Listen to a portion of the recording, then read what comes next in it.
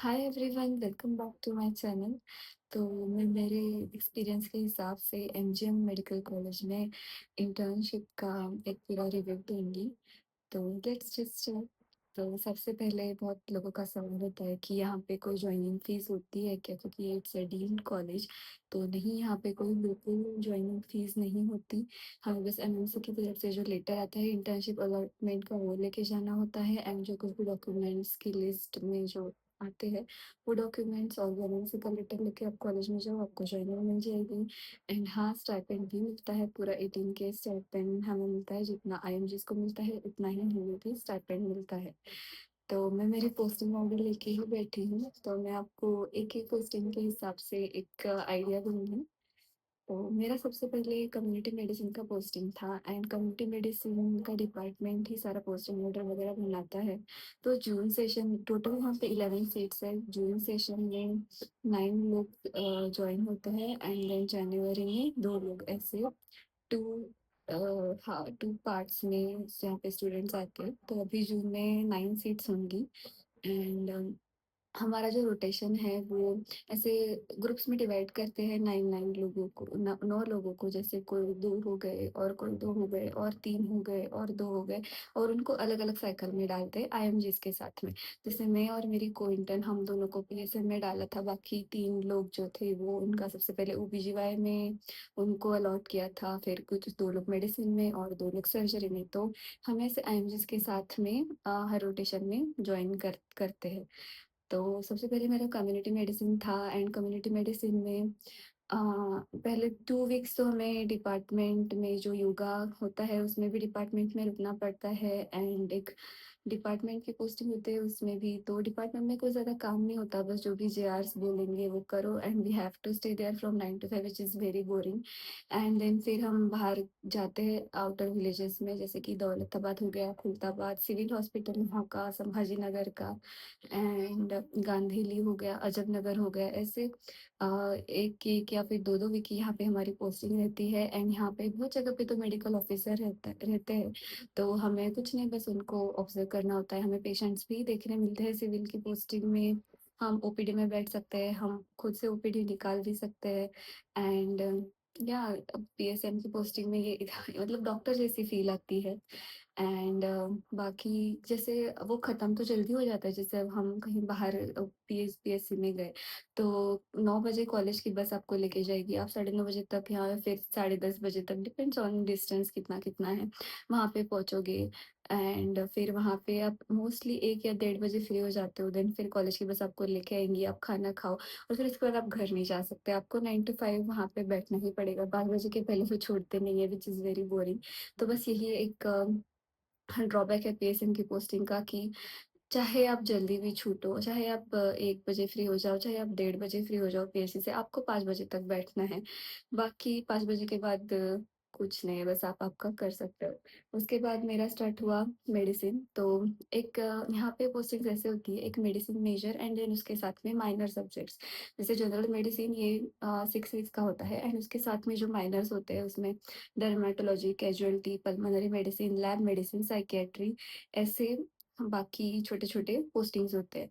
तो डर्मेटोलॉजी की पोस्टिंग बहुत चिल है। आप 1 बजे तक फ्री हो जाओगे। यहाँ पे कुछ ज़्यादा काम नहीं होता। आपको 5 बजे तक भी नहीं बैठना पड़ता, तो यहाँ पे आपको पढ़ाई का टाइम मिल सकता है।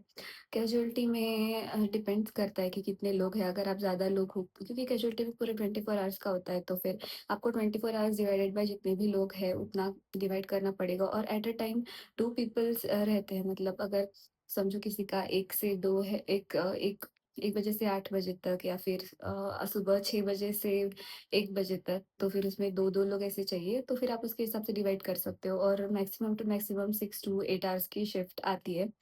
एंड लैब मेडिसिन में भी कुछ नहीं होता, आप 1 बजे तक फ्री हो जाओगे, आप छुट्टी भी मार सकते हो एडजस्ट करके। साइकियाट्री अगेन बहुत बोरिंग है, आपको 9 to 5 पूरा बैठना पड़ेगा। वैसे यहाँ पे काम तो कुछ नहीं होता, बस पेशेंट्स का बीपी लो। और अगर आपको सुनना है हिस्ट्री वगैरह, तो आप ओपीडी में जाके देख सकते हो यहाँ पे। बस बाकी तो छोटे-मोटे प्रिस्क्रिप्शन नहीं, छोटे-मोटे काम जैसे कि ईईजी का रिक्विज़िशन दो, बाकी और कुछ इन्वेस्टिगेशंस कराने हैं, उसका रिक्विज़िशन दो, यही काम होता है मोस्टली तो। एंड देन उसके बाद है जनरल मेडिसिन। तो जनरल मेडिसिन में ऐसा है कि अ, हफ्ते में 1 दिन जो है, जैसे मैं यूनिट 5 में थी तो हमारी ट्यूसडे को ईडी रहती थी एंड फ्राइडे को ओपीडी रहती थी एंड बाकी डेज़ वार्ड डेज़ होते हैं। तो वार्ड डेज़ में आपको डिपेंड करता है कितने लोग हैं, अगेन आप डिवाइड कर सकते हो। अगर कोई एक जन मॉर्निंग में जाएगा, कोई एक जन इवनिंग में जाएगा, ऐसे भी कर सकते हो।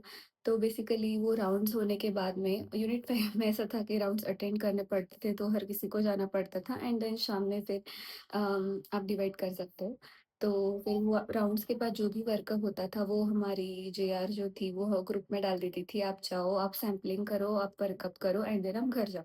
तो जितना फ़ास्ट आप सैंपलिंग करोगे, जितना फटाफट राउंड्स होंगे, तो उसके हिसाब से आप फ्री हो जाओगे एंड ईडी के दिन में ज़्यादा थोड़ा-सा वर्क आवर्स बढ़ जाते थे। जैसे कि अगर 3 लोग हैं तो फिर 6-6 घंटे एक जन करेगा एंड देन रात में भी अगर लड़का होगा तो फिर उसकी रात में शिफ्ट लगती थी, लड़कियों को रात में नहीं रुकाते and it's also depends on unit to unit. हमारा यूनिट थोड़ा-सा टॉक्सिक था, जेआर थोड़ी-सी टॉक्सिक थी तो वो रियली उसने बहुत टफ टाइम दिया। एक बार तो मैं जब इन लोगों का हम थोड़ा-सा जल्दी हमसे खत्म हो गया एंड आईएमजेस का एंड मैं अकेली 1 वीक थी तो उसने मुझे सुबह साढ़े 8 बजे से रात के साढ़े 12 बजे तक रुकाया, मैं अकेली थी। तो ऐसे है बट अगर आपकी किस्मत अच्छी हो, आपको अच्छे यूनिट्स मिले तो सही है, इतना कुछ ज़्यादा मतलब डिफ़िकल्टी नहीं जाएगी।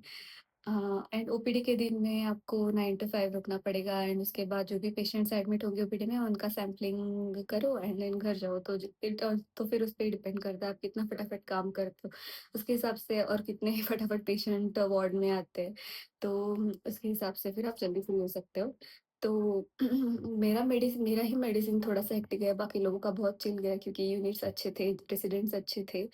तो मेडिसिन में भी आपको पढ़ाई का टाइम मिल सकता है, अगर बाकी आपको यूनिट 5 छोड़ के दूसरा यूनिट मिले तो आप डिवाइड करके पढ़ाई का टाइम मैनेज कर सकते हो और नाइट शिफ्ट ऐसे कुछ नहीं होती है ज़्यादा, 12 आवर्स की शिफ्ट भी नहीं होती है, तो ठीक है, मेडिसिन भी अच्छा है। उसके बाद मेरा चालू हुआ जनरल सर्जरी।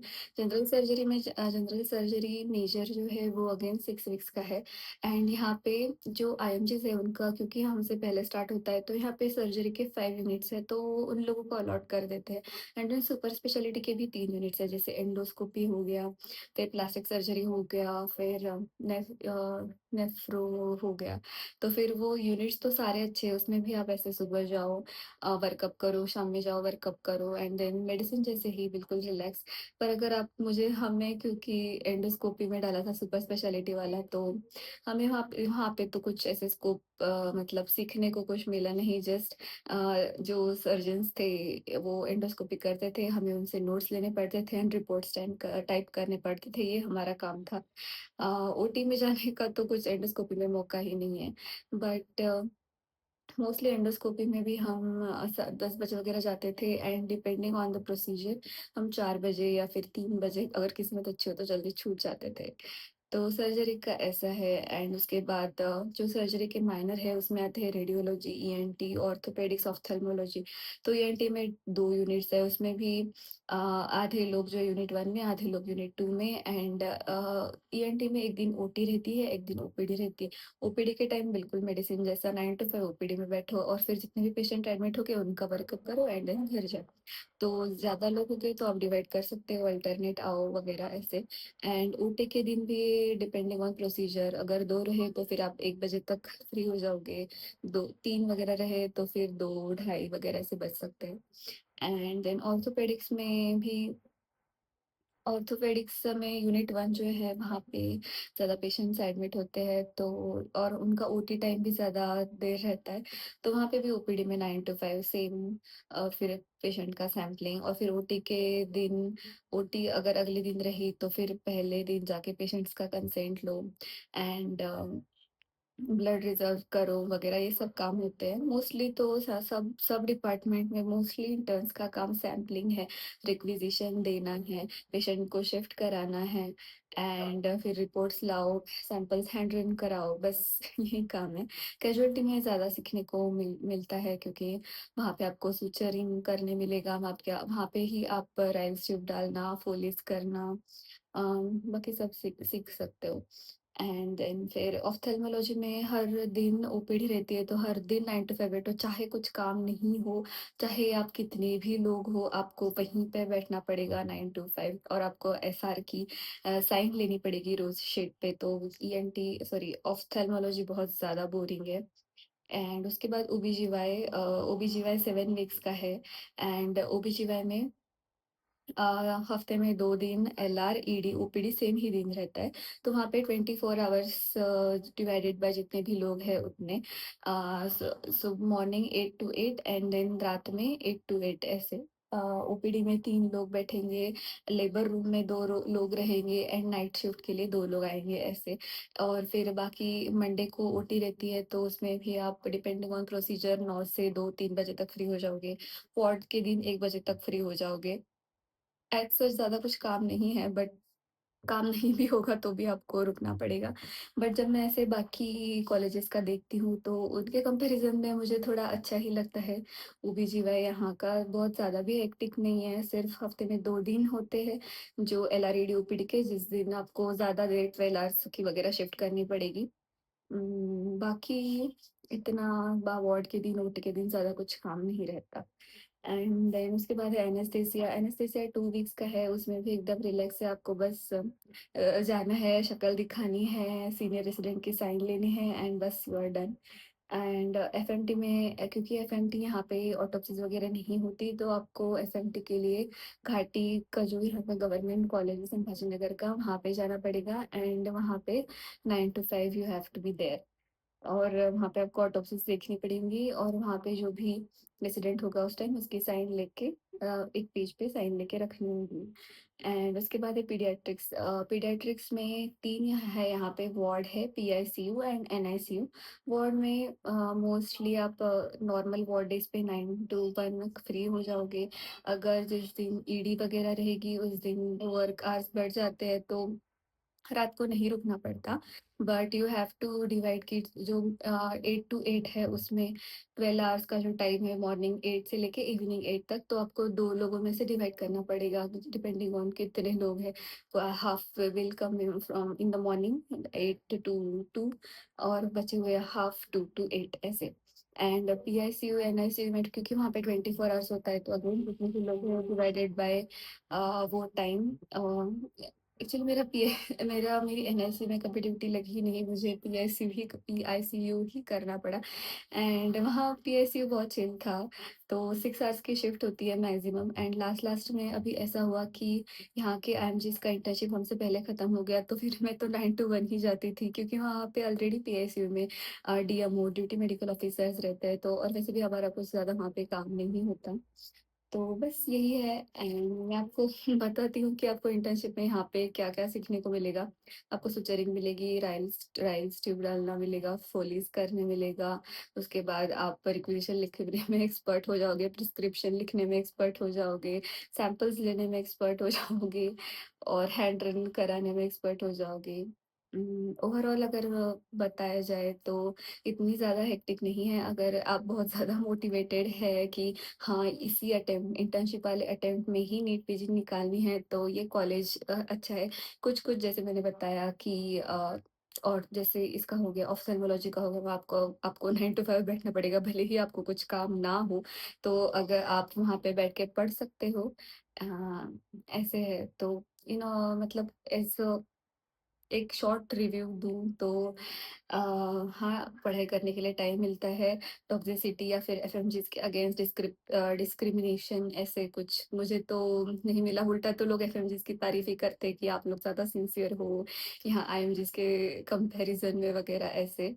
एंड स्टाइपेंड एकदम रेगुलर, एकदम टाइम पे आ जाता है एंड कुछ सिर्फ़ मुझे तो पूरे इंटर्नशिप में बस एक ही मेडिसिन की रेसिडेंट थी जिसने बहुत ज़्यादा टॉक्स दिए, बाकी तो सब अच्छे ही हैं। तो अगर आपको पढ़ाई करनी है तो आप डेफ़िनेटली ये कॉलेज ले सकते हो। बस दैट्स इट।